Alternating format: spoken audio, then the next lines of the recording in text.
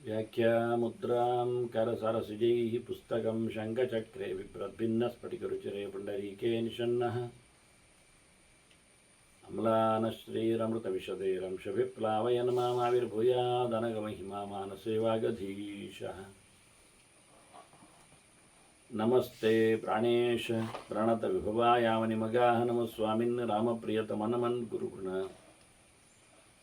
नमस्तुभ्यं भीमप्रबलतमकृष्णेष्ट भगवन्नमः श्रीमन्मध्वप्रदिश सुदर्शन्नो जय जय श्रीगुरुभ्यो नमः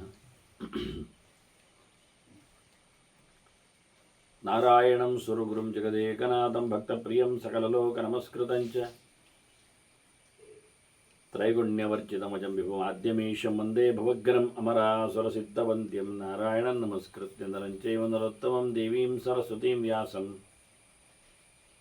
ततो जयमुदीरये. ವೇದವ್ಯಾಸುರ ಮಹಾಭಾರತದ ಚಿಂತಕರಿಗೆ ವಂದನೆಗಳು. ಶಾಂತಿ ಪರ್ವದ 315ನೆಯ ಪ್ರವಚನ. ಈಗಾಗಲೇ ಧರ್ಮರಾಜ ಭೀಷ್ಮರಲ್ಲಿ ವಿಶೇಷವಾದ ಒಂದು ಪ್ರಶ್ನೆಯನ್ನಿಟ್ಟಿದ್ದಾನೆ. ಅದು ಸೋ ರಿಲೆವೆಂಟ್. ಆ ದೃಷ್ಟಿಯಿಂದ ಅನೇಕ ಶಾಸ್ತ್ರಜ್ಞರು, ಅನೇಕ ಶಾಸ್ತ್ರಗಳು ಒಂದಲ್ಲ ಎರಡಲ್ಲ ಬಹುಬಗೆಯಿಂದ ಹೇಳಿಕೆಗಳು. ನಾನು ಏನನ್ನು ನಡೆಸಿಕೊಡಲಿ ಹೇಳಿಕೊಂಡು ಧರ್ಮರಾಜ ಕೇಳಿದ್ದಾನೆ. ಅದಕ್ಕೆ ಭೀಷ್ಮರು ಉತ್ತರಿಸ್ತಾರೆ, ಸ್ವೇ ಸ್ವೇ ಯುಕ್ತಾಃ ಮಹಾತ್ಮಾನಃ ಶಾಸ್ತ್ರೇಷು ಪ್ರಭವಿಷ್ಣವ. ಬಹಳ ಸಾಧನೆಗೈದವರಿದ್ದಾರೆ ಎಲ್ಲರೂ. ಅವರವರ ಫೀಲ್ಡಲ್ಲಿ ಅವರವರು ದೊಡ್ಡವರೇ. ಒಳ್ಳೆ ಅನೇಕ ಬಗೆಯ ಶಾಸ್ತ್ರಗಳ ಅಧ್ಯಯನದಿಂದ ಅವರವರು ಅವರವರ ಶಾಸ್ತ್ರಗಳಲ್ಲಿ ಅಸೀಮರಾಗಿಯೇ ಇದ್ದಾರೆ, ನಿಸ್ಸೀಮರಾಗಿಯೇ ಬರ್ತಾರೆ. ಹಾಗಾಗಿ ನಾವು ತಾತ್ವಿಕವಾಗಿ ನೋಡಿಕೊಂಡ್ರೆ ವರ್ತಂತೆ ಪಂಡಿತ ಲೌಕಿಕೋ ವಿದ್ವಾನ್ ಕಷ್ಟ ಪಂಡಿತ. ಯಾರು ವಿದ್ವಾಂಸ ಯಾರು ಪಂಡಿತ ಅಂತ ಹೇಗೆ ಗೊತ್ತಾಗ್ತದೆ ಅಲ್ಲ? ಇದೆಂಥದ್ದು ವಿದ್ವಾಂಸ ಪಂಡಿತ ಅಂತ ಅಂದರೆ ನಿಜವಾಗಿ ವಿತ್ ಅಂದರೆ ವಿದ್ವಾನ್ ಅಂದರೆ ವಿತ್ ಆನ್, ವಿತ್ ಉಂಟವನಿಗೆ ಅಂತ. ವಿತ್ ಅಂದರೆ ವಿಧಜ್ಞಾನ, ಜ್ಞಾನ ಉಂಟು ಅಂತ. ಜ್ಞಾನವುಳ್ಳವನು ವಿದ್ವಾನ್, ಜ್ಞಾನಿಯಾದರೆ ವಿದ್ವಾನ್. ಯಾವ ವಿದ್ಯೆ ಉಂಟವನಲ್ಲಿ ಅದು ಗೊತ್ತಿಲ್ಲ. ಈಗ ನಾವು ಎರಡು ರೀತಿ ನಿಮಗೆ ದೃಷ್ಟಾಂತ ಹೇಳುತ್ತೆ ಲೋಕದಲ್ಲಿ. ಒಂದು, ಬ್ಯಾಂಕಿಗೆ ಸೇರಲಿಕ್ಕೆ ಈಗ ಪ್ರೆಸೆಂಟ್ ಏನು ಕಂಡೀಷನ್ ಗೊತ್ತಿಲ್ಲ ಅಂತಾದರೂ ಒಂದು 10 ವರ್ಷದ ಕೆಳಗೆ ಈ ಕಂಪ್ಯೂಟರ್ನ ಹಾವಳಿ ಬರುವ ಮುಂಚೆ ಬ್ಯಾಂಕಿಗೆ ಸೇರಬೇಕಾದ್ರೆ ಒಂದು ಬ್ಯಾಂಕ್ ಎಕ್ಸಾಮ್ ಬರೀಬೇಕೆನ್ನುವುದೊಂದಿತ್ತು. ಅದರ ಹತ್ತಿರದಲ್ಲಿ ಒಂದು ಮುಖ ಇತ್ತು, ಏನು ಅಂದರೆ ಡಿಗ್ರಿ ಆದವನು ಸೇರಬೇಕು ಅಂತ. ಪದವಿಗೆ ಒಂದು ಮಹತ್ತಿಗೆ ಇತ್ತು. ಅದರಲ್ಲಿಯೂ ಯಾವ ಪದವಿ ಆದವನು ಆಗ್ತದೆ ಅಂತ ಆಗ್ತಿತ್ತು. ನಿಜವಾಗಿ ವಾಣಿಜ್ಯ ಪದವಿಯವಾದರೆ, ಕಾಮರ್ಸ್ ಆದವ, ಬಿಕಾಮ್ ಆದವಾದರೆ ಒಳ್ಳೆಯದು. ಅವನಿಗೆ ಎಂಟ್ರಿಗಳು ಅರ್ಥ ಆಗ್ತದೆ, ವ್ಯವಹಾರ ಗೊತ್ತಿರ್ತದೆ. ಅದೇ BSc ಆದವನಿಗೆ ಏನು ಗೊತ್ತಿರ್ತದೆ? ಅಲ್ಲಿ ಏನು ದುಡ್ಡು ಲೆಕ್ಕ ಮಾಡಲಿಕ್ಕೆ ಹೆಚ್ಚಿರುವುದಿಲ್ಲ, ಅಥವಾ BSc ಮ್ಯಾಥ್ಸ್ ಏನಲ್ಲಿ ಕೆಲಸಕ್ಕೆ ಬರುವುದೂ ಇಲ್ಲ.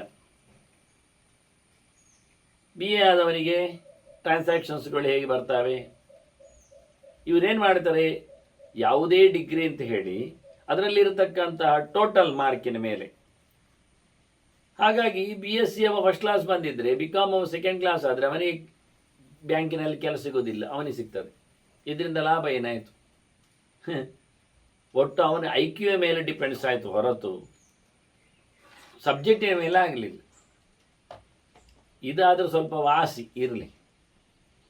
ಈ ವೇದಾಂತದ ಅಥವಾ ಈ ಸಂಸ್ಕೃತ ಶಾಸ್ತ್ರದ ಒಂದು ಫೀಲ್ಡ್ ನೋಡಿದರೆ ಇದರಲ್ಲಿ ಅನೇಕ ವಿದ್ವತ್ತುಗಳಿವೆ ನೋಡಿ. ಈಗ ನಿಮಗೆ ವಿದ್ವತ್ತು ಮತ್ತು ಪಂಡಿತ ಯಾರು ವ್ಯತ್ಯಾಸ ಗೊತ್ತಾಗ್ತದೆ. ವಿದ್ವತ್ತುಗಳಲ್ಲಿ ಅಲಂಕಾರ ವಿದ್ವತ್ತು ಅಂತ ಉಂಟು. ಸಂಸ್ಕೃತದ ಭಾಷೆಯನ್ನು ದುಡಿಸಿಕೊಳ್ಳುವ ಬಗೆಯಲ್ಲಿ ಸಾಹಿತ್ಯದ ಮುಖಗಳು, ಕವಿಗಳು, ಇದರಲ್ಲಿ ಅಲಂಕಾರದ ವಿದ್ವತ್. ಇನ್ನೊಂದು ರೀತಿಯಲ್ಲಿ ಹೋದರೆ ತರ್ಕ ವಿದ್ವತ್ ಅಂತ ಉಂಟು.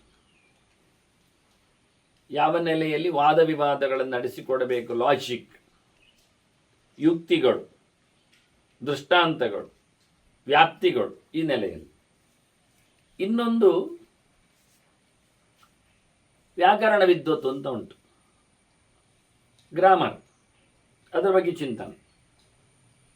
ಹೀಗೆ ವಿದ್ವತ್ತುಗಳಲ್ಲಿ ಧರ್ಮಶಾಸ್ತ್ರ ವಿದ್ವತ್ತು ಅಂತ ಉಂಟು, ಆಚರಣೆಗಳು, ರಿಚುವಲ್ಸ್. ಇನ್ನೊಂದು ವೇದಾಂತ ವಿದ್ವತ್ತು ಅಂತ ಉಂಟು, ಭಗವಂತನ ಅರಿವು. ನೋಡಿ, ವಿದ್ವತ್ ಎನ್ನುವಲ್ಲಿ ಸಬ್ಜೆಕ್ಟ್ಗಳ ಮೇಲೆ ಅವನಿಗೆ ಜ್ಞಾನ ಉಂಟು ಅಂತ ಹೇಳಲಿಕ್ಕೆ ಹೊರಟು, ಅವನ ನಿಜವಾದ ಅರಿವು ಸರತ ವ್ಯವಸ್ಥೆ ಇಲ್ಲ. ತರ್ಕದವರಿಗೆ ಜಗತ್ತಿನ ಕಥೆಯೇ ಬೇರೆ, ವೇದಾಂತದವರಿಗೆ ಜಗತ್ತಿನ ಕಥೆಗಳೇ ಬೇರೆ. ವಾಸ್ತವ ಯಾವುದು, ರಿಯಲ್ ಯಾವುದು, ಅದರ ಬಗ್ಗೆ ಒಂದಕ್ಕೊಂದು ಸಂಪರ್ಕ ಇಲ್ಲ. ಹೀಗಾಗಿ ಅಲಂಕಾರದವರು ಆಲಂಕಾರಿಕವಾಗಿ ಜಗತ್ತಿನ ಬಗ್ಗೆ ಬಣ್ಣನೆಯನ್ನು ಕೊಡುತ್ತಾರೆ. ಯಾರು ಬಹಳ ಚಂದವಾಗಿ ಜಗತ್ತನ್ನು ವರ್ಣನೆ ಮಾಡ್ತಾನೋ ಅವನಿಗೆ ಪ್ರೈಸ್ ಬರ್ತದೆ. ಅದು ರಿಯಲ್ ಆಗಬೇಕಾಗಿಲ್ಲ. ಹೀಗಾಗಿ ವಿದ್ವತ್ ಎನ್ನುವುದು ಅರಿವು ಇದ್ದವನೊಂದು ಏನು ಅರಿವು ಅಂತ ಅವನಿಗೆ ಬಿಟ್ಟದ್ದು. 5 ವರ್ಷ ಕಲಿತಿದ್ದಾನೆ, ಏನದು ಕಲಿತಿದ್ದಾನೆ. ಹಾಗಾಗಿ ಇನ್ನು ಕಲಾ ಮಾಧ್ಯಮಕ್ಕೆ ಹೋದರೆ ಅವನನ್ನು ಎಂಥದ್ದು ಇನ್ಸ್ಟ್ರುಮೆಂಟಲಿ ಅವನು ವಿದ್ವತ್ ಅಂತ ಹೇಳ್ತಾರೆ. ಸಂಗೀತ ವಿದ್ವಾನ್, ಅದು ವಿದ್ವಾನ್. ಸಂಗೀತ ಎನ್ನುವುದೊಂದು ವಿದ್ಯೆ, ಅದಂತ ಹೇಳಿದವ. ಸಂಗೀತ ವಿದ್ವತ್ತಿಗೂ ಭಗವದ್ ಎಚ್ಚರಕ್ಕೂ ಸಂಬಂಧ ಏನು? ಏನಿಲ್ಲ. ಹಾಗಾಗಿ ಇಲ್ಲಿ ಇದರ ಬಗ್ಗೆ ಹೇಳುವಾಗ ಕೋವಿದ್ವಾನ್ ಕಷ್ಟ ಪಂಡಿತ ಹೇಳಿ, ಪಂಡಿತ ಅಂದರೆ ಪಾಂಡಿತ್ಯಮಾಗಮ ಜ್ಞಾನಂ ಅಂತ ಅರ್ಥ. ವೇದದ ಅರಿವು ಯಾರಿಗಿದೆ ಅವನು ಪಂಡಿತ, ಅವನು ವಿದ್ವಾಂಸನೂ ಹೌದು. ಯಾಕೆ ವೇದ ವಿದ್ಯೆ ಗೊತ್ತುಂಟು ಅವನಿಗೆ. ಉಳಿದವರೆಲ್ಲ ಇತರ ವಿದ್ಯೆಗಳನ್ನು ಕಲಿತವರು ಅವರು ಪಂಡಿತರಾಗುವುದಿಲ್ಲ. ವೇದ ವಿದ್ಯೆ ಅವರಿಗೆ ಬರುವುದಿಲ್ಲ. ಸಂಗೀತ ಕಲಿತವನಿಗೆ ವೇದ ಏನು ಬರ್ತದೆ, ವ್ಯಾಕರಣ ಕಲಿತವನಿಗೆ ವೇದ ಎಲ್ಲಿ ನಿಲ್ತದೆ. ಅವನು ಖಾಲಿ ಗ್ರಾಮೆಟಿಕಲಿ ಯಾವ ರೀತಿಯಲ್ಲಿ ವರ್ಡ್ಗಳ ನಿಷ್ಪತ್ತಿ ಮಾಡಲಿಕ್ಕೆ ಬರ್ತದೆ, ಅಸಾಧು ಸಾಧುವೇನು ಹೇಳ್ತಾನೆ ಹೊರತು ಅವನು ವೇದದ ಬಗ್ಗೆ ಮಾತಾಡುವುದೇ ಇಲ್ಲ. ವೇದ ಶಬ್ದವನ್ನು ಇಡಬೇಕಾಗಿ ಇಲ್ಲ. ಅವನು ಹಿಡಿದರೂ ಅದರ ಬಗ್ಗೆ ಏನು ಯೋಚನೆ ಅಲ್ಲ ಅವನ.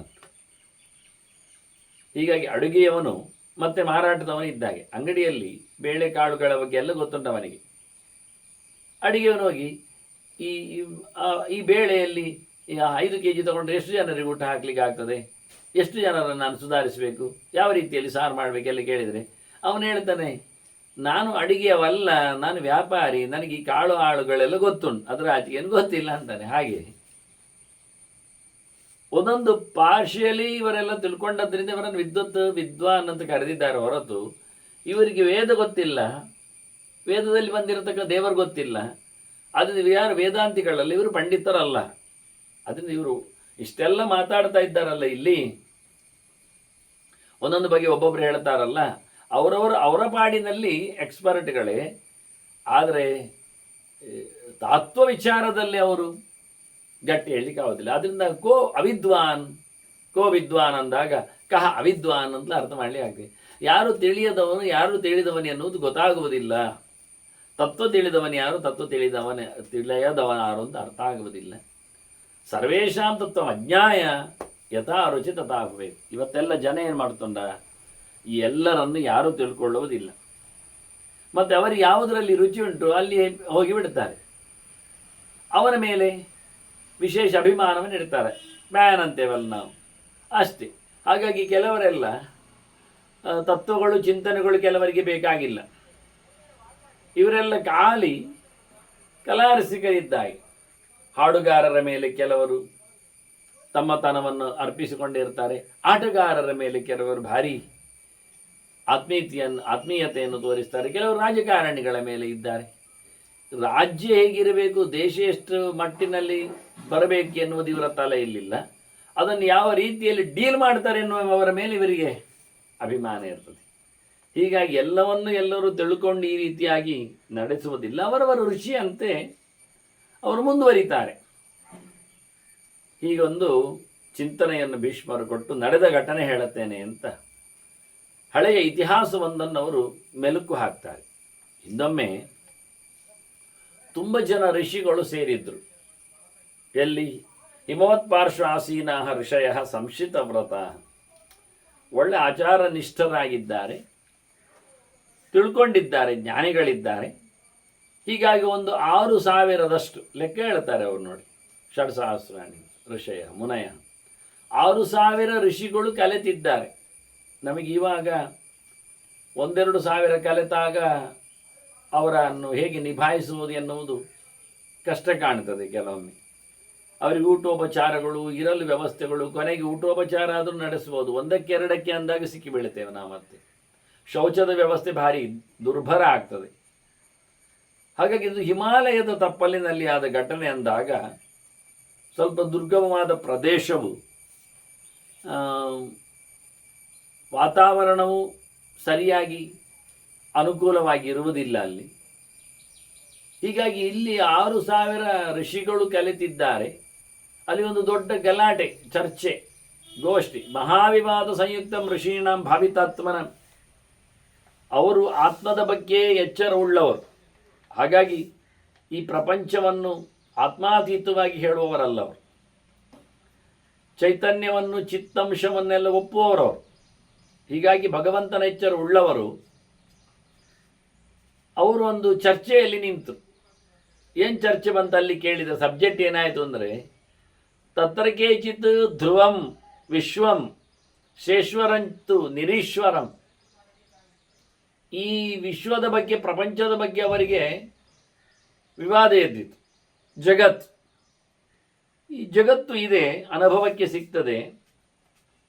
ಅದರಿಂದ ಇದಕ್ಕೊಂದು ಖಂಡಿತವಾಗಿ ಒಬ್ಬ ರೂವಾರಿ ಬೇಕು, ದೊರೆ ಬೇಕು, ನೋಡಿಕೊಂಡವ ಬೇಕು. ಆದ್ದರಿಂದ ಇದು ಜಗತ್ತು ಈಶ್ವರವಾದ ಅವನ ಕೈಯಲ್ಲಿದೆ, ಭಗವಂತನ ಕೈಯಲ್ಲಿ ಜಗತ್ತಿದೆ ಅಂತ. ಇನ್ನು ಕೆಲವರು ನಿರೀಶ್ವರಂ, ಇಲ್ಲ ದೇವರನ್ನು ಹೇಳಬೇಕಾಗಿಲ್ಲ, ನಾವೇ ನಿಭಾಯಿಸಲಿಕ್ಕೆ ಬರ್ತದಲ್ಲ ಜಗತ್ತನ್ನು, ನಮ್ಮಿಂದಾಗಿ ಜಗತ್ತು ಇರುವಂಥದ್ದು, ಉಳಿಯುವಂಥದ್ದು, ಬೆಳೆಯುವಂಥದ್ದು ಅಂತ ಹೇಳಿ. ಇದನ್ನು ಕೃಷ್ಣ ಬಹಳ ಚಂದವಾಗಿ ಗೀತೆಯಲ್ಲಿ ಬಂದಾಗ ಜಗತ್ತನ್ನು ನಿರೀಶ್ವರ ಅಂದಾಗ ಅದು ಎಷ್ಟು ಹಾಳಿದೆ, ಅದು ಆಸುರ ಭಾವವಾಗಿದೆ ಅಂತ ಹೇಳಿದ್ದ. ಜಗದಾಹುರ ಅನೀಶ್ವರಂ ಅಂತ ಹೇಳುತ್ತಾ, ದೊರೆಯಿಲ್ಲದ ಈ ದೇಶ ಅಂದರೆ ಇದನ್ನು ಭಗವಂತನನ್ನು ಡಿನೈನ್ ಮಾಡಿದಾಗ್ಯವ, ಅದು ಇದು ಅಸುರನ ತತ್ವ ಅಂತ ಹೇಳಿದ್ದ. ಹಾಗಾಗಿ ಇಲ್ಲಿ ಆಸುರ ಯೋಚನೆಗಳು ಅಂದರೆ ವಿವಾದಗಳಲ್ಲಿ ಎಲ್ಲ ಮುಖಗಳು ಬರ್ತವೆ ಹೊರಗೆ.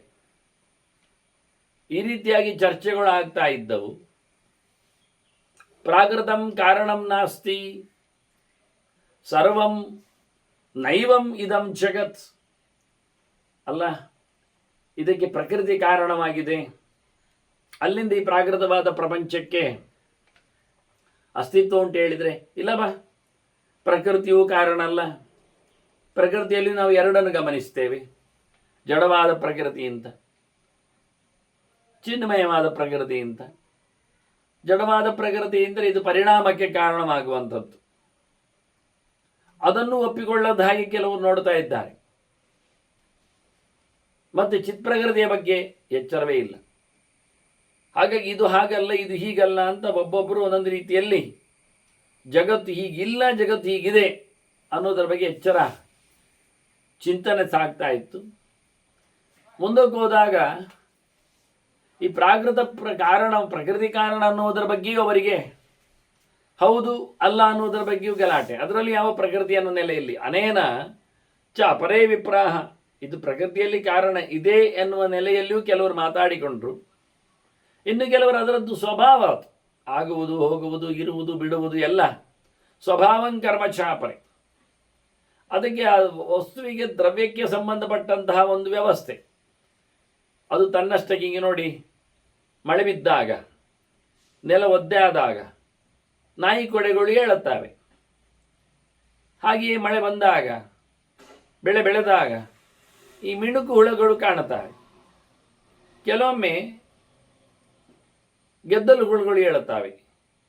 ಇವೆಲ್ಲ ಏನೊಂದು ಸಹಜವಾಗಿ ಆಗತಕ್ಕಂತಹ ಒಂದು ನಮೂನೆಗಳು. ಸೃಷ್ಟಿಯಲ್ಲಿ ಕೆಲವು ಆಗುವಂಥದ್ದು, ಕೆಲವು ನಡೆಯುವಂಥದ್ದು, ಆ ಕಾಲಕ್ಕೆ, ಋತುಗೆ, ಧರ್ಮಕ್ಕೆ ಅನುಗುಣವಾಗಿ. ಹಾಗೆ ಸ್ವಭಾವ ಇದು. ವಸ್ತುವಿನ ಸೃಷ್ಟಿ, ವಸ್ತುವಿನ ನಾಶ. ಬೇಸಿಗೆಯಲ್ಲಿ ನಾಯಿಗೋಡೆ ಎಲ್ಲಿ ಕಾಣ್ತೇವೆ ನಾವು? ಮಳೆಗಾಲದಲ್ಲಿ ಎಲ್ಲ ಕಡೆಯೂ ಅದನ್ನು ಕಾಣಲಿಕ್ಕೆ ಬರ್ತದೆ, ಶಿಲೀಂಧ್ರಗಳು. ಹಾಗಾಗಿ ಇದೆಲ್ಲ ಇಡೀ ಜಗತ್ತಿನಲ್ಲಿ ಹೀಗೆ ಆಗುವಂಥ ನಮೂನೆ ಅಂತ ಹೇಳಿ ಚಿಂತನೆಯನ್ನು ಕೊಟ್ಟರು. ಈ ಚರ್ಚೆ ಆಗ್ತಾ ಉಂಟು. ಮತ್ತೆ ಮುಂದೆ ಹೋಗುವಾಗ ಮನುಷ್ಯ ಪ್ರಯತ್ನ ಇಲ್ಲದೆ ಆಗುವುದು ಅಂತ ಒಂದುಂಟಾ? ಸುಮ್ಮನೆ ಆಗ್ತದೆ ಅಂತ ಹೇಳಿದರೆ ಎಲ್ಲಿ ಆಗ್ತದೆ?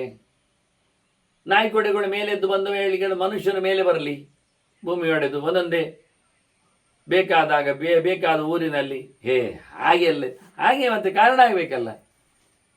ಆದ್ರಿಂದ ಮನುಷ್ಯ ಪ್ರಯತ್ನವೇ ಇಡೀ ಸೃಷ್ಟಿಯಲ್ಲಿ ಕಾರಣ ಉಂಟು ಅಂತ ಶುರು ಮಾಡಿತು. ಮನುಷ್ಯ ಪ್ರಯತ್ನ ಪಟ್ಟರು ಆಗ್ತದ? ಕೆಲವೊಮ್ಮೆ ಆಗುವುದಿಲ್ಲಲ್ಲ. ಹೌದು, ಕೆಲವೊಮ್ಮೆ ಅದಕ್ಕೆ ದೇವರು ಬೇಕು ಅಂದರು. ಅಲ್ಲ, ದೇವರಿದ್ದಾನೆ, ನಾವು ಪ್ರಯತ್ನ ಮಾಡ್ತೇವೆ, ಆಗುವುದಿಲ್ಲಲ್ಲ, ಅದು ಯೋಗ್ಯತೆಯೂ ಬೇಕು ಅಂದು. ನೋಡಿ, ಮೂರನ್ನು ಇಟ್ಕೊಂಡ್ರು ಕೆಲವೊಮ್ಮೆ. ಇದರ ಬಗ್ಗೆ ಕಾರಣ ಮಾತಾಡ್ತಾರೆ. ಪ್ರಯತ್ನ ಸೋಲ್ತದೆ, ದೇವರು ಇದ್ದೇ ಇದ್ದಾನಾದರೂ ಏನು ಮಾಡುವುದಿಲ್ಲ, ನಮ್ಮ ಸ್ವಭಾವಕ್ಕೆ ಅನುಗುಣವಾಗಿ ಆಗ್ತದೆ ಕೆಲವು. ಹಾಗಾಗಿ ಯೋಗ್ಯತೆ ಇರಬೇಕು, ದೇವರು ಕೊಡಬೇಕು, ಪ್ರಯತ್ನ ಸಾಗಬೇಕು. ಮೂರಿದ್ರೆ ಆಗ್ತದೆ ಅಂತೇಳಿ ಕೆಲವರು ಇದರ ಬಗ್ಗೆ ಯೋಚನೆ ಮಾಡಿದ್ರಂತೆ. ಪೌರುಷಂಕರ್ಮ ದೈವಂಚ ಸ್ವಭಾವಾಧಿಕಂ. ದೈವಂಚ ಸ್ವಭಾವಾದೈವ ಸ್ವಭಾವಾದಿರೇವಚ. ಇದೆಲ್ಲ ಜಗತ್ತಿನೆಲ್ಲ ಸೃಷ್ಟಿಯಾಗಲಿಕ್ಕೆ ಸ್ವಭಾವಾದಿ, ಸ್ವಭಾವವನ್ನು ಇಟ್ಟುಕೊಂಡು ಅದನ್ನು ಆದಿಯಲ್ಲಿಟ್ಟುಕೊಂಡು ಯೋಗ್ಯತೆ ಇದ್ದರೆ ಆಗ್ತದೆ.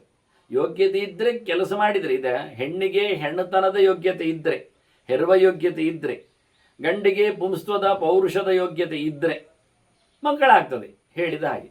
ಹಾಗಾಗಿ ಯೋಗ್ಯತೆ ಇದ್ದರೆ ಆಗ್ತದೆ ಅಂದರೆ ಯೋಗ್ಯತೆ ಇದ್ದು ಪ್ರಯತ್ನ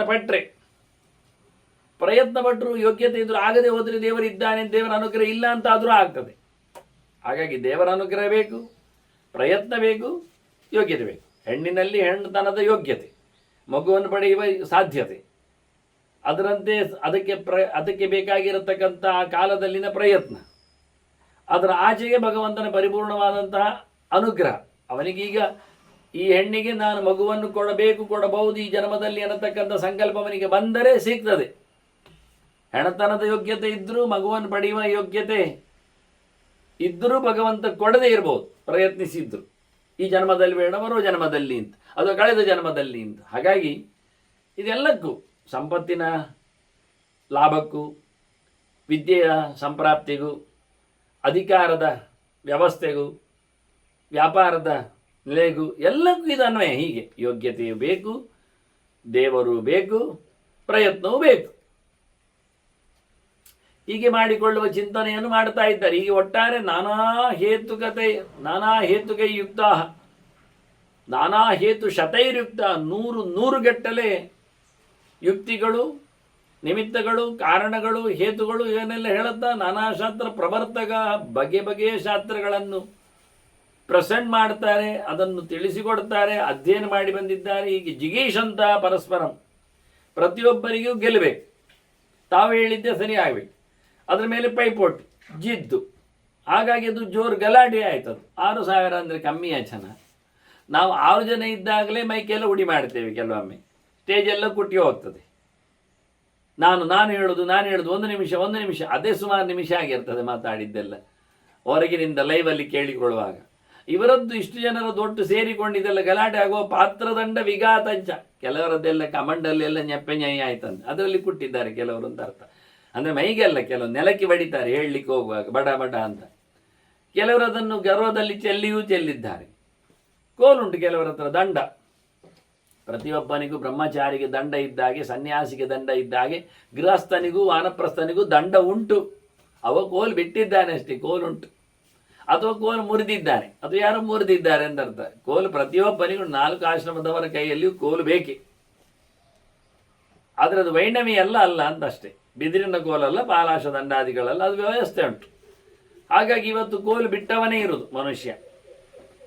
ಅದು ಮಕ್ಕಳು ಮುರಿದು ಹಾಕಿರ್ಬೋದು ಮನೆಯಲ್ಲಿದ್ದರೆ, ಪೆಟ್ಟುಪುಡೆ ಆಗುವುದಾದ್ರೆ ಗಂಡ ಹೆಂಡತಿಗಳೇ ಮುರಿದು ಹಾಕಿರ್ಬೋದು ಕೊನೆಗೆ. ಹೀಗಾಗಿ ಇಲ್ಲಿ ಋಷಿಗಳು ಎಲ್ಲ ಅವರ ಜಪದ ದಂಡ ಉಂಟು, ಮತ್ತೆ ಬ್ರಹ್ಮದಂಡ. ಹಾಗಾಗಿ ಇವತ್ತು ಬ್ರಹ್ಮದಂಡ ಆಯ್ತದು. ಅದೆಲ್ಲ ತುಂಡಾಯ್ತಂತೆ, ದಂಡ ತುಂಡಾಯಿತು, ಪಾತ್ರ ಹರಿದೋಯ್ತು. ಇಷ್ಟ ಆದರೆ ಮುಗಿಲಿಲ್ಲ. ಮತ್ತೆ ಅವರದ್ದು ವಲ್ಕಲಾಜಿನ ವಾಸ. ಈ ಚರ್ಚೆಯಲ್ಲಿ ಕೆಲವರು ಬಟ್ಟೆ ಹೇಳಿ ಶುರು ಮಾಡಿದ್ದಾರೆ. ನೀವು ನಾವೇ ಹೇಳ್ತೇವೆ, ನೀವು ಹೇಳಬೇಡಿ ಅಂತ ಹೇಳಿಕೊಂಡು. ಹಾಗಾಗಿ ಅವರದ್ದು ಬಟ್ಟೆ ಅಂತ ಉಂಟು ಕೇಳಿದ್ದೆ. ಬಟ್ಟೆ ಅದು ಮರದ ತೊಗಟೆ, ಮತ್ತೆಂಥದ್ದು ವಲ್ಕಲ, ಅದನ್ನೇ ಹರಿದಿದ್ದಾರೆ. ದೊಡ್ಡ ಅಗಲದ ಮರಗಳಿರಿ, 5-6 ಅಡಿ ಅಗಲದ ಮರ, ಅದರದ್ದು ಒಂದು ತೊಗಟೆ ತೆಗೆದರೆ ಮೈಗೆ 3 ಸುತ್ತು ತರಬಹುದು. ಈಗ ಹುಡುಗಿಯರು ತರೋದು ಸೀರೆ 2 ಸುತ್ತಾದರೆ ಅದು 3 ಸುತ್ತು ತೆಗಿಲಿಕ್ಕೆ ಬರ್ತದೆ. ಇನ್ನು ಅಜಿನಗಳು, ದೊಡ್ಡ ದೊಡ್ಡ ಅಜಿನ, ಕೃಷ್ಣ ಅಜಿನಗಳು, ಅದನ್ನೆಲ್ಲ ಸುತ್ತುಕೊಳ್ತಾರೆ ಅವರು. ಅದನ್ನೆಲ್ಲ ಎಳೆದಿದ್ದಾರೆ. ಬಟ್ಟೆ ಬರೆ ಹರಿದುಕೊಂಡು ಪಾತ್ರೆ ಪಗಡಿ ತುಂಡು ಮಾಡಿಕೊಂಡು ಎಲ್ಲ ಇವರದ್ದು ಚರ್ಚೆ. ಏಕೆ ಮನ್ಯು ಸಮಾಪನ್ನ, ಕೆಲವರಿಗೆ ಸಿಟ್ಟು, ಮೂಗು ಕೆಂಪಾಗಿದೆ, ತುಟಿ ನಡಗ್ತಾ ಉಂಟು, ಕಣ್ಣು ಅಗಲಿದೆ. ಇಷ್ಟಾಗಿ ಎಲ್ಲರೂ ಈ ನಮೂನೆ ಆಗಿ, ಇಲ್ಲಪ್ಪ ತದ ಶಾಂತ ದ್ವಿಜಾತ್, ಕೆಲವರೆಲ್ಲ ಶಾಂತರು ಸುಮ್ಮನೆ ಕೂತಿದ್ದಾರೆ, ಗಲಾಟೆ ಮಾಡುವುದಿಲ್ಲ. ತತ್ವಗಳ ಬಗ್ಗೆ ಅವರಿಗೆ ದೃಢತೆ ಇದೆ ಅಂತ ಅರ್ಥ. ಹೀಗಾಗಿ ಈಗೆಲ್ಲ ಆಗ್ತಾ ಇತ್ತಲ್ಲಿ ಇಂಥ 6,000 ಹಿಮಾಲಯ ತಪ್ಪಲಿನಲ್ಲಿನ ಗಲಾಟೆ. ಕೊನೆಗೆ ಅವರೆಲ್ಲ ಸೇರಿ ವಸಿಷ್ಠರಲ್ಲಿ ಹೇಳ್ತಾರೆ. ವಸಿಷ್ಠರು ಅಂದರೆ ಚತುರ್ಮುಖನ ಮಗ, ಚತುರ್ಮುಖ ನಾರಾಯಣ ಮಗ, ಆಗ ಭಗವಂತನ ಮೊಮ್ಮಗ ಅಂತ ಅರ್ಥ. ಅರುಂಧತಿ ನಕ್ಷತ್ರ ದರ್ಶನ ಮದುವೆ ಆದವರು ಮಾಡಿಕೊಳ್ತಾರಲ್ಲ, ಆ ಅರುಂಧತಿಯ ಇನಿಯ ವಸಿಷ್ಠ ಅಂದರೆ ಭಾರಿ ಶ್ರೇಷ್ಠ ಮುನಿಗಳಲ್ಲಿ ಅವ. ಹಾಗಾಗಿ ಅವನನ್ನು ಹೇಳ್ತಾರೆ ವಸಿಷ್ಠನ ಹತ್ರ, ನಮಗೀಗ ಇಲ್ಲಿ ಲಡಾಯಿ ಬಂದಿದೆ, ಅದಕ್ಕೆ ತಾವು ಉತ್ತರಿಸಲಿಕ್ಕೆ ಬೇಕು ನಮಗೆ ಅಂತ ಹೇಳಿ ಭಾಳ ಚಂದವಾಗಿ ಎಲ್ಲರೂ ಸೇರಿ ವಸಿಷ್ಠಮಬ್ರುವನ್ ಸರ್ವೇ ತ್ವನ್ನೋ ಬ್ರೂಹಿ ಸನಾತನಂ, ನಮಗೆ ಶಾಸ್ತ್ರದಲ್ಲಿ ಹೇಳಿರತಕ್ಕ ಸಂಗತಿ ಏನು, ಮೂಲ ಯಾರು, ಇದಕ್ಕೆ ಬದಲಾಗದ ತತ್ವ ಯಾವುದದು ಅನ್ನೋದಾಗಿ ನಮಗೆ ಪ್ರಾಚೀನನಾದ ದೇವರ ಬಗ್ಗೆ ತಿಳಿಸಬೇಕು ಅಂತ. ಆಗ ವಸಿಷ್ಠರು ಹೇಳ್ತಾರೆ, ಇದು ಗಲಾಟೆ ಜೋರುಂಟು ಮಾರಾಯರೆ, ಇಲ್ಲಿ ನಾಹಂಜಾನಾಮಿ ವಿಪ್ರೇಂದ್ರ, ನೀವು ದೊಡ್ಡವರೆಲ್ಲ ಇದ್ದೀರಿ, ನನಗೆ ಅಷ್ಟೆಲ್ಲ ಬರುವುದಿಲ್ಲ, ನನಗೆ ಗೊತ್ತಿಲ್ಲ ಅಂತ ಹೇಳಿಬಿಟ್ರು ಅವರು, ಜಾರಿಕೊಂಡ್ರು. ಅಷ್ಟೊತ್ತಿಗೆ ನಾರದರ ಹತ್ರ ಹೇಳಿದರು ಬಂದು, ನಾರದರೇ ತ್ವನ್ನೋ ಬ್ರೂಹಿ ಮಹಾಭಾಗ ತತ್ವವಿಚ್ಚ ಭವಾನಸಿ, ನೀನು ಒಳ್ಳೆ ತತ್ವವನ್ನು ತಿಳಿದಿದ್ದೀನಿ, ನಮಗೆ ಗೊತ್ತುಂಟು, ಎಲ್ಲೆಡೆ ಹೋಗಿ ನೀನೇ ತಿಳಿಸಿಕೊಡುವುದು ಎಲ್ಲರಿಗೆ. ಇವತ್ತು ನೀನು ಇಲ್ಲೇ ಇದ್ದಿ ಅನಾಯಾಸವಾಗಿ, ಹಾಗಾಗಿ ನಮಗೆ ಎಲ್ಲರಿಗೂ ಇವತ್ತು ಸಂಶಯಕ್ಕೆ ನೀನು ಉತ್ತರ ಕೊಡಲಿಕ್ಕೆ ಉಂಟು, ನೀನು ಹೇಳಬೇಕು, ನೀನು ದೊಡ್ಡ ಜನ ಅಲ್ವಾ ಅಂತ. ನಾರದರು ಹೇಳ್ತಾರೆ, ನಾಹಂ ದ್ವಿಜಾಹ ವಿಜಾನಾಮಿ, ವಸಿಷ್ಠರಿಗಿಂತ ಬಗ್ಗೆ ಹೇಳ್ತಾನೆ, ಅಯ್ಯಪ್ಪ ನನಗೆ ಗೊತ್ತೇ ಇಲ್ಲಪ್ಪ, ಗೊತ್ತೇ ಇಲ್ಲ ಅಂತ ಹೇಳ್ತಾನೆ. ನನಗೆ ಇಲ್ಲಿಯ ಸ್ಪೆಷಲ್ ಆಗಿ ಹೇಳತಕ್ಕ ಕತೆ ನನಗೆ ಗೊತ್ತಿಲ್ಲ, ವಿಶಿಷ್ಟಂ ನ ಜಾನಾಮಿ, ಪ್ರತ್ಯೇಕವಾದ ಚಿಂತನೆ ನನಗೆ ಕೊಡಲಿಕ್ಕೆ ಇಲ್ಲಿ ಬರುವುದಿಲ್ಲ ನಿಮ್ಮ ಚರ್ಚೆಯಲ್ಲಿ. ಹಾಗಾಗಿ ಎಂತ ಮಾಡುವ, ಕೈಗಚ್ಚಾಮ ಸಂಗತ, ನಾವೆಲ್ಲ ಒಟ್ಟು ಸೇರಿ ಎಲ್ಲಿ ಹೋಗುವ ಕೇಳಲಿಕ್ಕೆ, ತಿಳ್ಕೊಳ್ಳಿಕ್ಕೆ, ಎಲ್ಲಿ ಹೋದರೆ ಆಗುವುದು, ಹೇಗೆ, ಯಾರಿಗೆ ಗೊತ್ತುಂಟು, ಎಲ್ಲಿ ಹೋಗುವುದು ಅಂತಾದರೂ ಯಾರಿಗೆ ಗೊತ್ತುಂಟು, ಗೊತ್ತು ಯಾರಿಗೆ ಉಂಟು ಅಂತಾದರೂ ಹೋಗುವುದುಂಟು. ನಾವು ಎರಡು ಬೇಕಲ್ಲ. ಕೆಲವರಾಗಿ ಹೋಗುವ, ಇಲ್ಲಿಂದ ಇಲ್ಲಿ ಮಳೆ ಬರುವುದಿಲ್ಲ, ಬೆಳೆ ಆಗುವುದಿಲ್ಲ, ಹೋಗುವ. ಹೌದು, ಎಲ್ಲಿಗೆ ಹೋಗುವ, ಮತ್ತೆ ನಡ್ಕೊಂಡು ಹೋದಲ್ಲಿಯೂ ಮಳೆ ಬಾರದ್ದೇ ಮರುಭೂಮಿ ಸಿಕ್ಕಿದ್ರೆ, ಬೆಳೆ ಇಲ್ಲದ್ದೇ ಜಾಗ ಆದರೆ ಹೋಗಿ ಏನು ಪ್ರಯೋಜನ, ಹೌದಲ್ಲ. ಮತ್ತೆ ಗೊತ್ತು ಮಾಡಿಕೊಂಡು ಹೋಗೋದು ಬೇಡವಾ ಎಲ್ಲಿಗೆ ಅಂತ. ಆಯಿತು, ಗೊತ್ತಾಯಿತು ಇಂಥ ಕಡೆ ಎಲ್ಲಿ ಅಂತ, ಅಲ್ಲಿ ನಮಗೆ ಸೊತ್ತು ಸಿಗಬೇಕು ಅಂತ ಗ್ಯಾರಂಟಿ ಇರಬೇಕು. ಹಾಗೆ ಇವರು ಹೇಳ್ತಾರೆ, ನಾವು ಎಲ್ಲಿ ಹೋಗುವ, ಒಟ್ಟು ಸೇರಿಕೊಂಡು ಹೋಗುವ, ಆದರೆ ನಮಗೆ ಸಿಗಬೇಕಲ್ಲ ಸಂಗತಿ. ವಿದ್ವಾನ್ ಇಹ ಲೋಕೇಸ್ಮಿನ್ ನಮೋಹ ಅಮೃತಂ ಅದ್ಭುತಂ, ಕೋ ವಿದ್ವಾನ್ ಇಹ ಲೋಕೇಸ್ಮಿನ್, ಯಾರಿದ್ದಾರೆ ತಿಳಿದವರು. ಅವನು ಹಿಂದೆ ಹೇಳಿದ ಕೋ ವಿದ್ವಾನ್ ಅಂದರೆ ಅಲ್ಲಿ ಇದೆ, ಅಲ್ಲಿ ತಿಳಿದವನು ಯಾರು ಇಲ್ಲ ಈ ಲೋಕದಲ್ಲಿ, ನಮಗೆ ಬೇಕಾದಂಥ ತಿಳಿವು ಇಲ್ಲ ಅವನಲ್ಲಿ. ಹಾಗಾಗಿ ಹೋಗುವುದೆಲ್ಲಿಗೆ, ಅವನಿಗೂ ಮೋಹ ಇರ್ತದೆ, ಅಜ್ಞಾನ ಇರ್ತದೆ, ತಪ್ಪು ಹೇಳ್ತಾನೆ. ನಮಗೆ ಅಕ್ಷಯವಾದ ಅಮೃತವಾದ ಸಬ್ಜೆಕ್ಟಿನ ಮೇಲೆ, ಸನಾತನವಾದ ವಿಷಯದ ಮೇಲೆ ನಮಗೆ ಇವತ್ತು ಚರ್ಚೆ ಇರುವಂಥದ್ದು. ಯಾರಿಗೂ ಪೂರ ಗೊತ್ತಾಗಲಾರದ ಎಂದೆಂದು ಇರತಕ್ಕ ಸಂಗತಿ ಅದಾಗಿರ್ತದೆ ಅಂತ ನಾವು ಚರ್ಚೆಗೆ ಕೂತಿದ್ದೇವೆ. ಹೀಗಾಗಿ ಅಧಿಕೃತವಾದ ಮಾಹಿತಿ ಎಲ್ಲಿ ಸಿಗ್ತದೆ? ಹೀಗೆ ಅವರು ಜಿಜ್ಞಾಸೆಯಲ್ಲಿ ಕೂತಾಗ ಅವರಿಗೊಂದು ಶಬ್ದ ಕೇಳ್ತದೆ, ಆಕಾಶ ಫಣಿತ, ಬಾನುಕೂಗು, ಬಾನುಲಿ ಇದ್ದಾಗೆ ಕೇಳ್ತದೆ.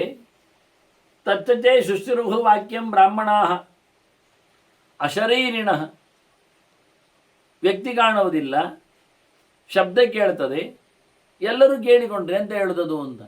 ಸನದ್ದಾಮದ್ವಿಜಾಗತ್ವ ಪೃಚ್ಛದ್ದನ್ ಸಚ ವಕ್ಷ್ಯತಿ. ನೀವು ಸನತ್ತಿನ ಮನೆಗೆ ಹೋಗಿ. ಸನತ್, ಹೌದು, ಸನತ್ ಕುಮಾರ, ಕುಮಾರ ಮಾಮೂಲಿ ಹುಡುಗ ಅಂತ. ಸನತ್, ಸನತ್ ಸನಂದನ ಸನಾತನ ಹೇಳಿಕೊಂಡವರಿಗೆ ಸನಕ ಹೆಸರು ಅವರಿಗೆ. ಸನತ್ತಿನಲ್ಲಿ ಹೋಗಿ, ನೀವು ಸನತ್ತಿನ ಮನೆಗೆ ಹೋಗಿ, ಆತ ನಿಮಗೆ ಅಲ್ಲಿ ಕೇಳಿದರೆ, ಪ್ರಶ್ನೆ ಕೇಳಿದರೆ ಉತ್ತರ ಕೊಡ್ತಾನೆ ಅಂತ. ನಿಮಗೇನು ಸಮಸ್ಯೆ ಅಂತ ಕೇಳಿದರೆ ಅಲ್ಲಿ ಕೊಡಲಿಕ್ಕೆ ಜಾಗ ಉಂಟು, ಅಲ್ಲಿ ಅವನು ಉಂಟು ಹೇಳಲಿಕ್ಕೆ, ಹಾಗಾಗಿ ಅಲ್ಲಿ ಹೋಗಿ ಅಂತ ಮಾತು ಕೇಳ್ತದೆ. ಈ ಮಧ್ಯದಲ್ಲಿ ಈ ಕೇಳಿದ ಮಾತಿನ ಮೇಲೆ ಒಂದು ಆಕ್ಷೇಪ. ಮತ್ತೆ ಒಬ್ಬ ವಿಭಾಂಡಕ ಋಷಿ ಅವ ಹೇಳ್ತಾನೆ, ಭಾಳ ಗೌಜಿಯಲ್ಲಿ ಕೇಳ್ತಾನೆ, ಎಲ್ಲ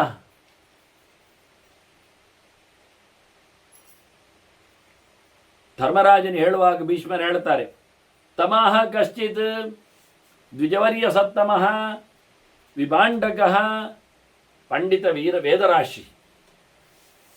ಬಹಳ ದೊಡ್ಡ ಪಂಡಿತ ಇದ್ದಾನೆ ವಿಭಾಂಡಕ, ಬಹಳ ಅದ್ಧೂರಿಯಾಗಿ ಭಗವಂತನನ್ನು ಹೊತ್ತು ನಿಂತವನವನು, ಅದರಿಂದಾಗಿ ಆನಂದದಲ್ಲಿ ತುಂದಿಲನಾಗಿದ್ದಾನೆ. ಅದು ಅತ್ಯಂತ ಶ್ರೇಷ್ಠನ ಹೌದು. ಅವನು ಆ ಗಾಳಿ ಮಾತಿನ ಹತ್ತಿರ ಕೇಳಿಬಿಡ್ತಾನೆ, ಕಸ್ತಂ ಭವಾನ್ ಅರ್ಥ ವಿಭೇದ ಮಧ್ಯೆ ನ ದೃಶ್ಯತೆ ವಾಕ್ಯ ಮುದೀರಯಂಶ. ನಾವು ಬಹಳ ಜೋರಾಗಿ ಗಲಾಟೆ ಮಾಡ್ತಿದ್ದೆವು, ಅದೇನೋ ಚಿಂತನೆಯಲ್ಲಿ ನೆಲೆದಿತ್ತು. ಆ ಎಡೆಯಲ್ಲಿ ನೀನು ಮತ್ತೆ ಪುನಃ ಮಾತಾಡಿಬಿಟ್ಟೆ. ಇಲ್ಲಿ ಯಾರು ನೀನು? ನಮ್ಮ ಮಾತಿನ ಚಕಮಕಿಯಲ್ಲಿ ಮಧ್ಯದಲ್ಲಿ ಬಾಯಿ ಹಾಕಿದವನು ನೀನು ಯಾರು? ಕಾಣುವುದಿಲ್ಲಲ್ಲ, ಕಿವಿ ಕೇಳ್ತದಲ್ಲ ನಮಗೆ ನಿನ್ನದು ಮಾತು, ಯಾರು ನೀನು ಅನ್ನೋದಾಗಿ ಕೇಳಿಕೊಳ್ತಾನೆ ವಿಭಾಂಡಕ. ಆಗ ಅವನಿಗೆ ಉತ್ತರ ಬರ್ತದೆ, ವ್ಯಕ್ತಿಯಲ್ಲಿ ಅಲ್ಲ, ಅದೇ ಅಶರೀರವಾಣಿಯಾಗಿ ಮೇಲಿಂದ ಕೇಳ್ತದೆ. ಆಕಾಶ ಬಣಿತ ಕೇಳ್ತಾ ಇದ್ದಾನೆ, ಅತಾಹ್ಯೇದಂ ತಂ ಭಗವಾನ್ ಸನಂತಂ ಮಹಾಮುನೇ ವಿದ್ಧಿಮಾಂ ಪಂಡಿತೋಸಿ. ಓಯ್, ಅದು ನಾನು ಸನತ್ ಅಂತ ಹೇಳ್ತಾನೆ. ನಾನು ಗೊತ್ತಿಲ್ವಾ? ನೀವು ತಿಳಿದರವರಲ್ವಾ? ಯಾರು ಹೇಳಿದ್ದು ನೀವು ಕೇಳಿ ತಿಳ್ಕೊಳ್ಬೇಕು ನನ್ನನ್ನು ಅಂತಾನೆ.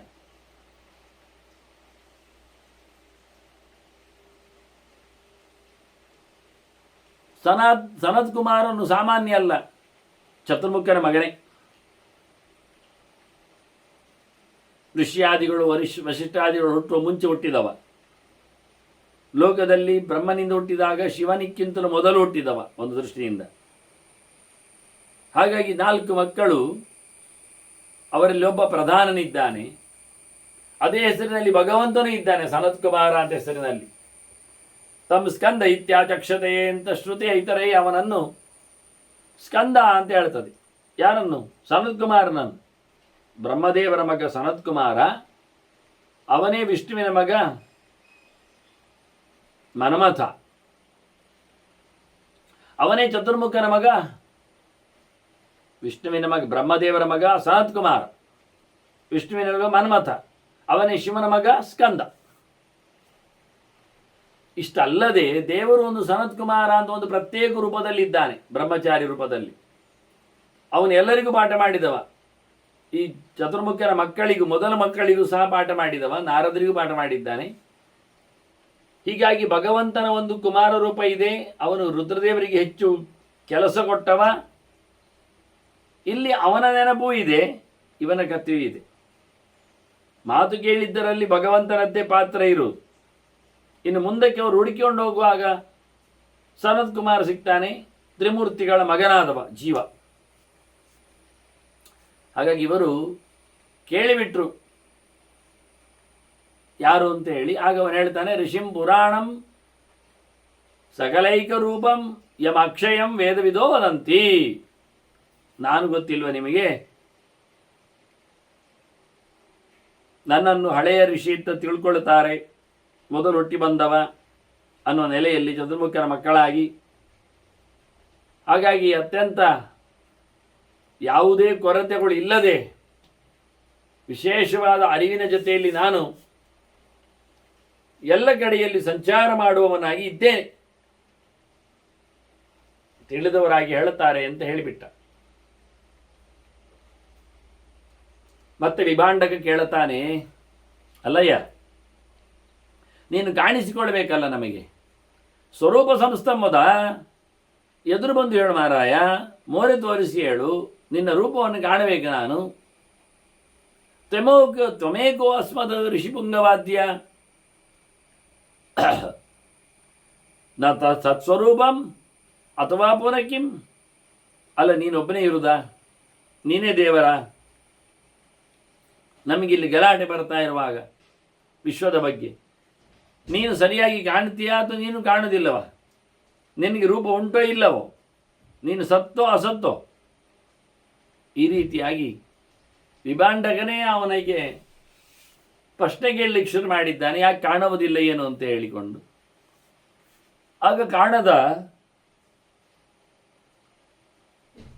ಸನತ್, ನಾನು ಹೇಳಿದೆ ಇಬ್ಬರು ಇದ್ದಾರೆ ಅಲ್ಲಿಂದ, ಭಗವಂತನು ಇದ್ದಾನೆ, ಭಗವಂತನ ಮಗನಾದ ಚತುರ್ಮುಖನ ಮಗನಾದ ಸನತ್ ಕುಮಾರನೂ ಇದ್ದಾನೆ.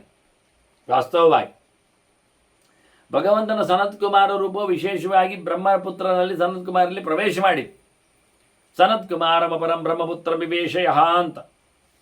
ಹಾಗಾಗಿ ಇಲ್ಲಿ ಭಗವಂತನ ವಿಶೇಷ ಸನ್ನಿಧಾನದಿಂದ ಮಾತುಕತೆ ನಡೆದಿದೆ. ಮುಂದಕ್ಕೆ ಸನತ್ ಕುಮಾರನೇ ಎಚ್ಚರದಲ್ಲಿ ಅವರಿಗೆ ಚಿಂತನೆಯನ್ನು ಕೊಡಲಿಕ್ಕಿದ್ದಾನೆ.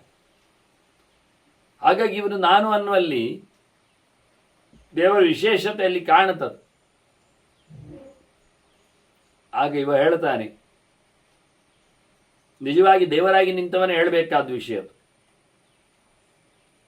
ಕಾಣಿಸಿಕೊಳ್ಳಬೇಕು ಅಂದಾಗ ಕಾಣಿಸಿಕೊಳ್ಳುವುದಿಲ್ಲ.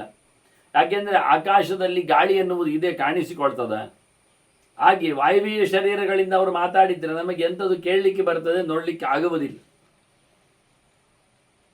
ಅದನ್ನು ಇವರ ಸಾಧನೆಯಂತೆ ಹೇಳಿದ್ದು ಸರಿ ಇದೆ.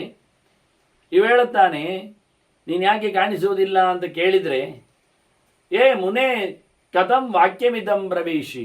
ಅಲ್ಲ, ಅದು ಅವನು ಹೇಳ್ತಾನೆ ಮೊದಲಿಗೆ, ನತೇ ಮುನೇ ಶ್ರೋತ್ರ ಮುಖೇ ವಿಚಾಸ್ಯಂ. ನನಗೆ ಕಿವಿ ಇಲ್ಲಲ್ಲ, ನನಗೆ ಬಾಯಿ ಇಲ್ಲಲ್ಲ, ನನಗೆ ಮೋರೆ ಕಾಣುವಂಥದ್ದು ಕಣ್ಣು ಮೂಗು ಇತ್ಯಾದಿ ಉಳ್ಳದ್ದು ಅದು ಇಲ್ಲಲ್ಲ, ನ ಪಾದ ಹಸ್ತವು ಪ್ರಪದಾತ್ಮಕೇಶ ಪ್ರಪದಾತ್ಮಕೇನ. ನನಗೆ ಕಾಲು ಇಲ್ಲ, ಕೈಯೂ ಇಲ್ಲ, ನಡೆದಾಡಲಿಕ್ಕೆ ನನಗೆ ಹೆಜ್ಜೆಯು ಅಂದರೆ ಅಡಿಪಾದ ಅದು ಇಲ್ಲ. ಅಡಿಪಾದ ಮೇಲ್ಪಾದ ಒಟ್ಟು ಸೇರಿಸಿ ಇಟ್ಟುಕೊಳ್ಳುವ. ನನಗೆ ಕಾಲಿಲ್ಲ ಅಂದರೆ ಉದ್ದನೆಯ ಕಾಲಿಗೆ ಕಾಲು ಅಂತಾರೆ, ಕೆಲವೊಂದು ನಡೆಯುವ ಪಾದವನ್ನು ಸಹ ಕಾಲಂತಾರೆ. ಹಾಗೆ ಅವನು ಪ್ರತ್ಯೇಕವಾಗಿ ಹೇಳಿ, ನನಗೆ ಪಾದವೂ ಇಲ್ಲ, ಬರಲಿಕ್ಕೆ ಕೈಯೂ ಇಲ್ಲ, ನನಗೆ ಇತರ ಇಂದ್ರಿಯಗಳು ಇಲ್ಲ ಅನ್ನೋದಾಗಿ ತಾನು ಇಲ್ಲ ಅಂತ ಹೇಳಿಬಿಟ್ಟ.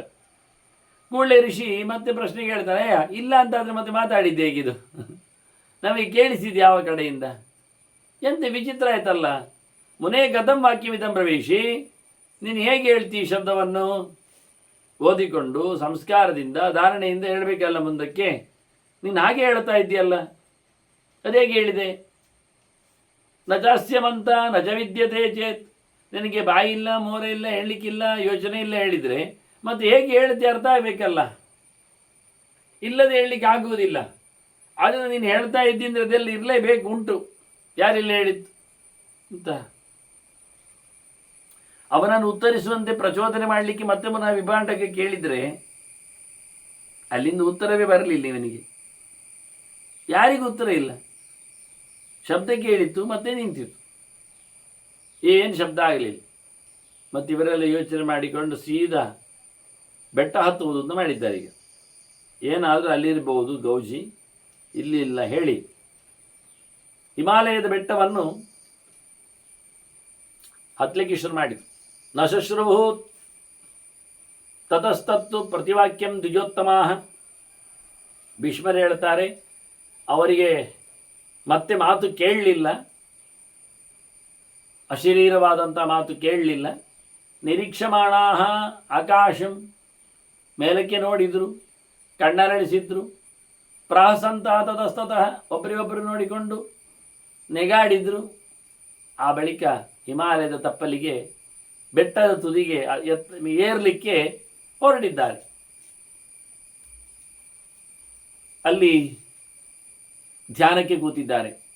ಒಳ ಕಣ್ಣಿನಿಂದ ಹುಡುಕುವುದು ಮನುಷ್ಯರನ್ನು. ಹಾಗೆಲ್ಲ ಮೊಬೈಲ್ ಎಲ್ಲ ಇಲ್ಲ, ಇದ್ರೂ ಅಲ್ಲಿ ಏನು ನೆಟ್ವರ್ಕ್ ಇರುವುದಿಲ್ಲ ಬಿಡಿ.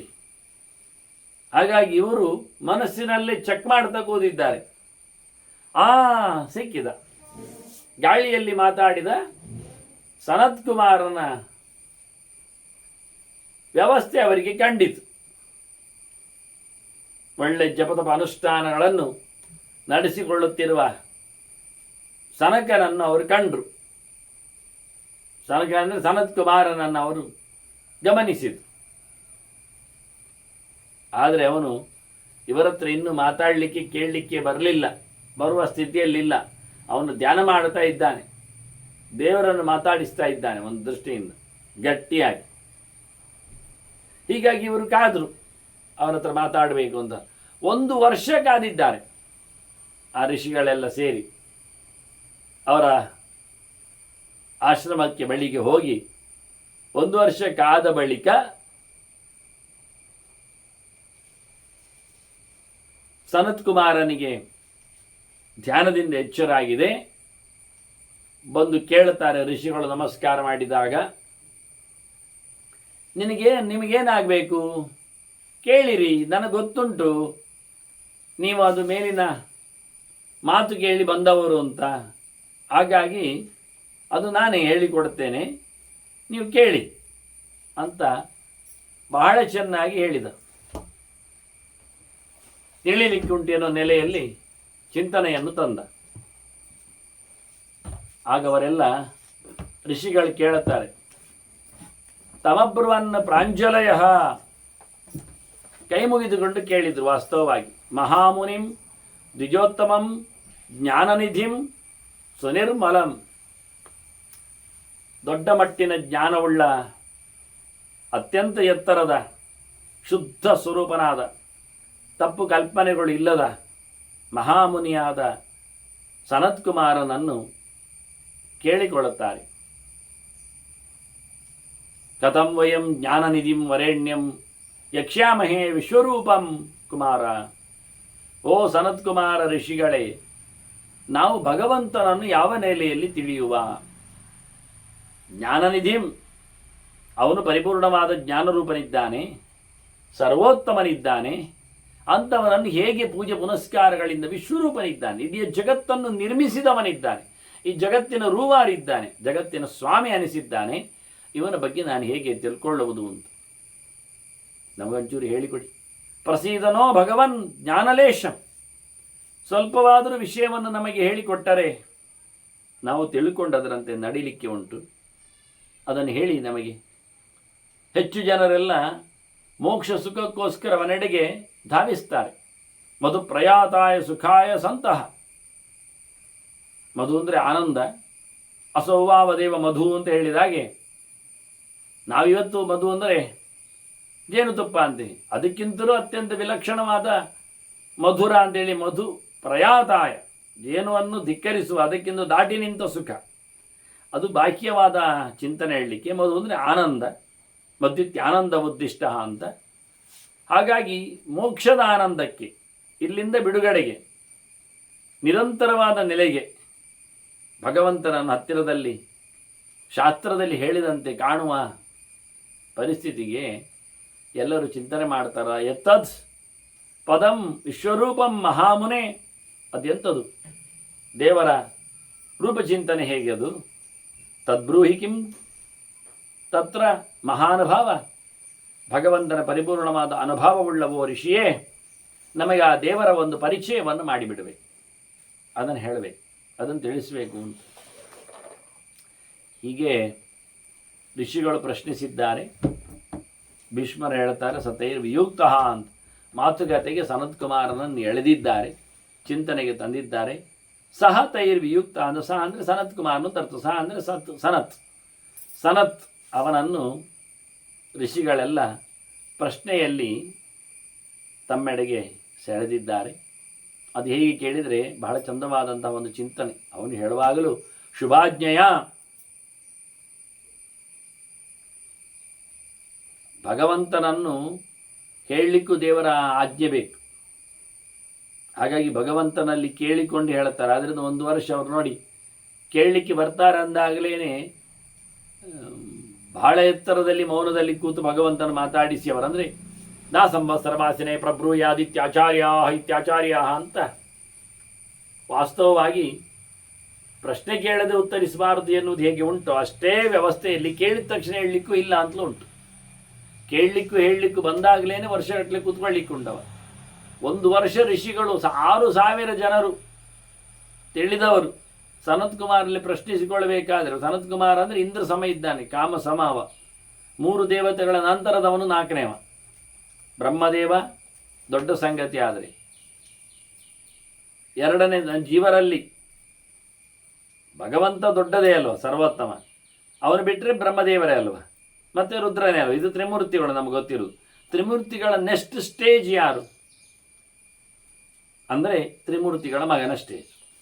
ಬ್ರಹ್ಮನ ಮಗನಾಗಿ ಬಂದ ಸನತ್ ಕುಮಾರ, ರುದ್ರನ ಮಗನಾಗಿ ಬಂದ ಸ್ಕಂದ, ಭಗವಂತನ ಮಗನಾಗಿ ನಿಂತ ಮನ್ಮಥ, ಅದೇ ಸುಬ್ರಹ್ಮಣ್ಯ. ಇವರೇ 3 ಜನರು ಒಂದೇ ರೋಲ್, ಒಬ್ಬರೇ 3 ಕಡೆಯಿಂದ ಹುಟ್ಟಿದ್ದಾರೆ. ಅದನ್ನ 3 ಕಡೆಯಿಂದ ಹುಟ್ಟಿದ ಭಾಗ್ಯದಿಂದ 4ನೇ ಸ್ಟೇಜ್ ಅವನಿಗೆ. ಹಾಗಾಗಿ ನಾವು ಜೀವಕೋಟಿಯಲ್ಲಿ ಅತ್ಯಂತ ಉತ್ತಮದ 3 ಜನ ಅಂದರೆ ಬ್ರಹ್ಮ, ನೆಕ್ಸ್ಟ್ ಶಿವ, ನೆಕ್ಸ್ಟ್ ಸ್ಕಂದನೆ. ಶಿವನ ಮಗನಾದ ಸ್ಕಂದನಿಗೆ ಅಷ್ಟಂತ ಪವರ್ ಇದೆ. ಇನ್ನೊಬ್ಬ ಮಗ ಇದ್ದಾನೆ ಗಣಪತಿ, ಅವನಲ್ಲ, ಅವನು ಬರಬೇಕಾದ್ರೆ ಸುಮಾರು ತಾಡ ಉಂಟು. ಅದರ ಎಡೆಯಲ್ಲಿ ಸೂರ್ಯ, ಯಮ, ವರುಣ ಸುಮಾರು ಜನ ಬಂದು ಹೋಗ್ತಾರೆ. ಆದರೆ ಈ 3 ಜನ ಜೀವೋತ್ತಮರಲ್ಲಿ ದೊಡ್ಡವರಾಗಿ ಕಾಣುವವರು. ಸ್ಕಂದನೊಳಗೆ ಪ್ರದ್ಯುಮ್ನನ ಉಪಾಸನೆ ಮಾಡಲಿಕ್ಕೆ, ಚಿಂತನೆ ನಡೆಸಲಿಕ್ಕೆ, ಅಂತಹ ಭಗವದ್ ರೂಪದ ವಿಶೇಷಕ್ಕೆ ಕಾರಣನಾದವ. ಅದಕ್ಕಿಂತ ಮೇಲಕ್ಕಿರತಕ್ಕಂಥ ಸಂಗತಿ ಅದು ಸಂಕರ್ಷಣ ಸಂಗತಿ, ಅದು ಶಿವನಲ್ಲಿರುವಂತಹ ಸಂಗತಿ. ಅದಕ್ಕೂ ಮೇಲಿರತಕ್ಕ ಸಂಗತಿ, ಮೇಲೆ ಅಂದರೆ ರೂಪ ವಿಶೇಷಗಳಲ್ಲಿ ಅದು ವಾಸುದೇವ ರೂಪ, ಅದು ಬ್ರಹ್ಮದೇವನಲ್ಲಿರುವಂಥದ್ದು. ಅಂದರೆ ಬ್ರಹ್ಮನಲ್ಲಿ ವಾಸುದೇವನಾದರೆ, ಸಂಕರ್ಷನಾಗಿ ಇವನಲ್ಲಿ ಆದರೆ 3ನೇ ವಸ್ತು ಪ್ರದ್ಯುಮ್ನಾಗಿ. ಅದರಿಂದ ಪ್ರದ್ಯುಮ್ನ ಸಂಕರ್ಷಣ ವಾಸುದೇವ ಅಂತ ಕರೆಯುವ ಚಿಂತನೆದ ಕ್ರಮ ಇದು. ಹಾಗಿಲ್ಲಿ ಸನತ್ ಕುಮಾರ್ನಲ್ಲಿ 6,000 ಜನರು 1 ವರ್ಷಗಳ ಕಾಲ ಪ್ರಶ್ನೆಗಾಗಿ ಕಾದು ಕುಳಿತು ಕೇಳಿ ವಿಶ್ವರೂಪನ ಬಗ್ಗೆ, ಜಗತ್ತನ್ನು ನಿರ್ಮಿಸಿಕೊಂಡಿರತಕ್ಕ ಜಗದ್ರುವಾರಿಯಾದಿರತಕ್ಕಂತಹ ಭಗವಂತರ ಬಗ್ಗೆ ಪ್ರಶ್ನಿಸಿದ್ದಾರೆ. ಅದು ಹೇಗೆ ಅಂದರೆ ಇಡೀ ಜಗತ್ತಿನಲ್ಲಿ ವ್ಯಾಪೃತವಾದ ವಸ್ತು ಅದು. ಆ ಲೆಕ್ಕದಲ್ಲಿ ಅನೇಕ ಸಹಸ್ರ ಕಲೇಶು ಚೈವ ಪ್ರಸನ್ನ ಧಾತುಂ. ಸನ್ನ ಅಂದರೆ ಸೀದ ಇರುವುದು, ಪರಿಪೂರ್ಣವಾಗಿ ಇರುವುದು ಯಾರು ಕೇಳಿದರೆ ಎಲ್ಲದರಲ್ಲಿಯೂ ದೇವರೇ. ಸೂರ್ಯ ಪೂರ್ಣನಾಗಿಲ್ಲ, ಕಣ್ಣಲ್ಲಿ ಮಾತ್ರ. ಬ್ರಹ್ಮ ಪೂರ್ಣನಾಗಿಲ್ಲ, ಜೀವಕಲಾಭಿಮಾನಿಯಾಗಿ ಮಾತ್ರ. ಹಾಗೆ ಎಲ್ಲದರಲ್ಲಿ ಎಲ್ಲವೂ ತುಂಬಿಕೊಂಡವ ಯಾರು ಕೇಳಿದರೆ ದೇವರು. ತತ್ಸೃಷ್ಟವಾದ ದೇವಾನು ಪ್ರಾವಿಶದ ಅಂತರ್ಭೈಚದ ಸರ್ವವ್ಯಾಪಿ ನಾರಾಯಣ ಸ್ಥಿತ ಅಂತ. ಹೀಗೆ ಎಲ್ಲವೂ ಅವನಿಗೊಂದು ರೀತಿಯಿಂದ ಮನೆ ಇದ್ದಾನೆ. ಜಡ ಆಗಲಿ ಚಿದಾಗಲಿ, ಮಣ್ಣಿನ ನೀರಿನ ಕಣಗಣಗಳಲ್ಲಿ ಇರ್ತಾನೆ, ಭೂತಗಳ ಕಣಗಳಲ್ಲಿ ಇದ್ದಾನೆ, ಜೀವರಾಶಿಗಳಲ್ಲಿ ಇದ್ದಾನೆ. ಹಾಗಾಗಿ ದೇಹದಲ್ಲಿ ಒಂದು ರೂಪದಲ್ಲಿ ಇದ್ದಾನೆ, ಜೀವದಲ್ಲಿ ಒಂದು ರೂಪದಲ್ಲಿ ಇದ್ದಾನೆ. ದೇಹ ಒಂದು ಜಡ ಅಲ್ಲ. ಹೀಗಾಗಿ ಎಲ್ಲ ಕಡೆಯಲ್ಲಿಯೂ ತುಂಬಿದ ವಸ್ತುವಿನಂತೆ ಭಗವಂತ ತುಂಬಿದ್ದಾನೆ. ಹೀಗೆ ಅನಂತವಾದಂತಹ ವಸ್ತುಗಳು, ಅವುಗಳಲ್ಲಿ ಭಗವಂತನ ಪ್ರವೇಶ. ಅನೇಕ ಸಹಸ್ರ ಕಲೇಶ್, ಇದೆಲ್ಲ ಭಗವಂತನ ಕಲಾರೂಪಗಳೇ. ಒಂದು ದೃಷ್ಟಿಯಿಂದ ನಾರಾಯಣ ಕಲಾಹ ಅಂತ ಭಗವಂತನ ಕಲೆಗಳು, ಭಗವಂತನ ರೂಪ ವಿಶೇಷಗಳು. ಅಂತರ್ಯಾಮಿಯಾದ ರೂಪಗಳಿಗೂ ಭಗವಂತನ ಕಲೆ ಅಂತ ಕರೀತಾರೆ. ಅವತಾರಗಳನ್ನು ಕರೆಯುವಂತೆಯೇ ಜೀವರಲ್ಲಿ ನೆಲೆಗೊಂಡಂತಹ ವಸ್ತುಗಳಲ್ಲಿ ನೆಲೆಗೊಂಡಿರತಕ್ಕ ಭಗವದ್ ರೂಪಗಳನ್ನು, ಅನಂತ ರೂಪಗಳನ್ನು ಚಿಂತನೆ ತರ್ತಾರೆ. ಹೀಗೆ ಎಲ್ಲ ಕಡೆಯಲ್ಲಿ ತುಂಬಿರುವ, ಇಡೀ ಜಗತ್ತನ್ನು ವ್ಯಾಪಿಸಿದ, ಜಗತ್ತನ್ನು ಕೊಟ್ಟಿರುವ, ಜಗತ್ತನ್ನು ನೋಡಿಕೊಳ್ಳುವ ಜಗದ್ರೂಪನಾದ ಭಗವಂತರ ಬಗ್ಗೆ, ವಿಶ್ವನಾಮಕನ ಬಗ್ಗೆ, ವಿಶ್ವರೂಪದ ಬಗ್ಗೆ ಪ್ರಶ್ನೆ ಕೇಳಿದ್ದಾರೆ. ಅದಕ್ಕೆ ಆ ವಿಶ್ವರೂಪನ ಅನುಜ್ಞೆಯ ಜೊತೆಯಲ್ಲಿ ವಿಶ್ವನ ಬಗ್ಗೆ ಮಾತಾಡಲು, ಜಗತ್ತಿನ ಬಗ್ಗೆ ಮಾತಾಡಲು ಸನತ್ ಕುಮಾರ ಆರಂಭಿಸಿದ್ದಾನೆ. ಅವನ ಮಾತುಗಳು, ಉತ್ತರಗಳು ಋಷಿಗಳಿಗೆ ಹೇಗೆ ಬಂದವು, ಹೇಗಿವೆ ಎನ್ನುವುದನ್ನು ಮತ್ತೆ ಮುಂದಿನ ಚಿಂತನೆಯಲ್ಲಿ ಕೇಳುವ.